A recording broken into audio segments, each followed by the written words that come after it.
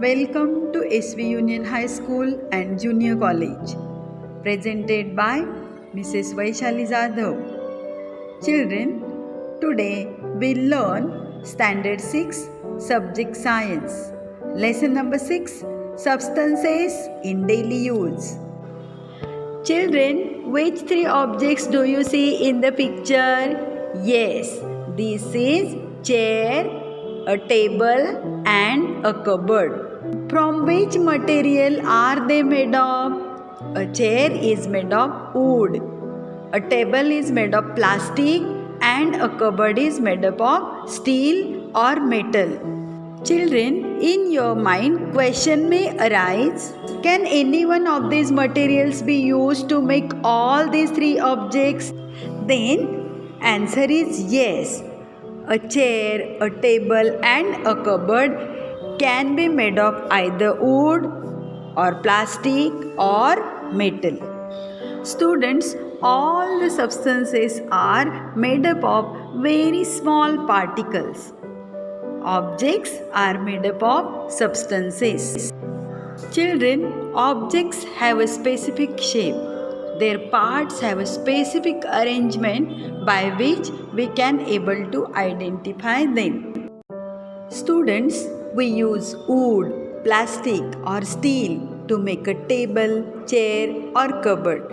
These substances have the strength which required to make all these articles. Also, these substances can be given a desired shape. It means that we consider the properties of substances to use them for making things. The same substance or material can be used to make many objects. So let us study some such examples. Students, from cotton we can get variety of clothes, fiber or thread. We can get a sari, a handkerchief, a quilt, mattresses, a pillow and many more things. Students, also from iron we get construction steel bars, a griddle means tawa, parts of automobiles, an electric pole, tables, cupboards, etc.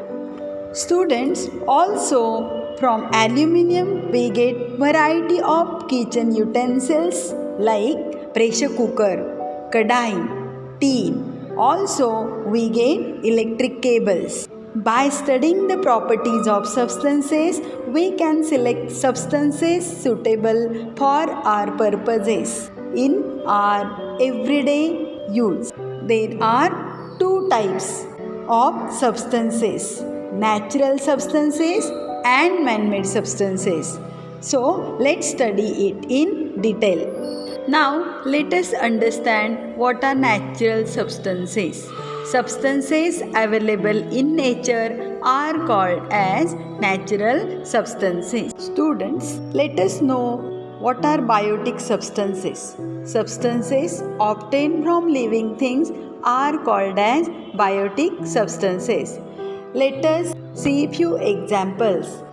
Children, in the first image you can observe a jute cloth which we obtain from coconut tree. In the next image you can see logs of wood which is also we get from plant, that is also a living thing. Then in the next image you can observe leather purses. This leather we obtain from animals which is also a living thing. Then in the next image you can observe cotton pods which we obtain from plants. And in the last image you can observe the wool which we get from a sheep. It means all these substances available in the nature from living things. So these substances are known as biotic substances. Children, now let us understand what is abiotic substances. Substances that are not obtained from living things, they are called as abiotic substances. For example, air, soil, water. Students, now let us know what is animal origin. things like leather and wool, which we obtain from animals. That is why they are of animal origin. Things like jute, cotton, which we obtain from plants, that is why they are of plant origin. Now let us understand man-made substances. New substances produced by processing naturally available substances are called as man-made substances. Children, it is human nature to strive for newer things and to try to make life more comfortable. As a result of his efforts, man not only learned to use natural substances but also began to process them to make new substances. Several such substances are easier to use and can be made available in plenty at a low cost. Therefore, these substances came to be used on a large scale. There are a great many such man-made substances in use today.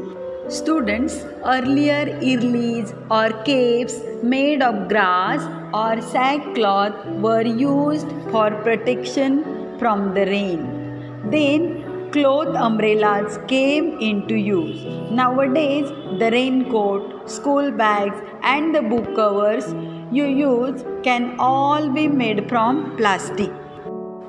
Delicate articles, perishable fruits, etc. require packing. To pack TV sets, refrigerators, big cartons, and thermocol are being used. All these are man-made substances. These substances are waterproof or water resistance, lightweight and easy for transportation. That is why they are being used increasingly. Students, let us see some examples of man-made substances. For construction work, all the natural substances used are like bamboo, stone, soil, wood, coconut fronds, lime, etc. And the substances which are man-made, which we use in the construction work are brick, cement, concrete, galvanized sheets, clay tiles, plastic, asbestos sheets, etc. Then the natural writing material is tree bark, leaves, burjapatra, pens made from reeds, dhulpatya, stone slates, stone walls, in cave, soil and colors made from plants, and the man-made substances which we use nowadays like pens, pencils made from plastic and metal, paper, notebook, etc. And the threads or fiber or yarn to make all these natural substances available are cotton, silk and wool, whereas the man-made substances are like nylon and rayon. Students, do you know glass can be made from sand and calcium carbonate? However, sand and calcium carbonate cannot be obtained again from glass. Children, you must have observed green chilies turning to red after some time. Similarly, green tomatoes also turns to red after some time. Have you ever seen or heard of red tomatoes becoming green again? No. So, while making man-made substances, the properties of the constituents undergo a change. This change occurs due to certain chemical reaction. The changes in the properties are permanent. Students, from this we come to know what are irreversible changes. Let's see the definition. The original constituent substances cannot be obtained again from the new substances. Such changes are called as irreversible changes. Children, do like, share and subscribe my channel. Thank you for watching my video till the end.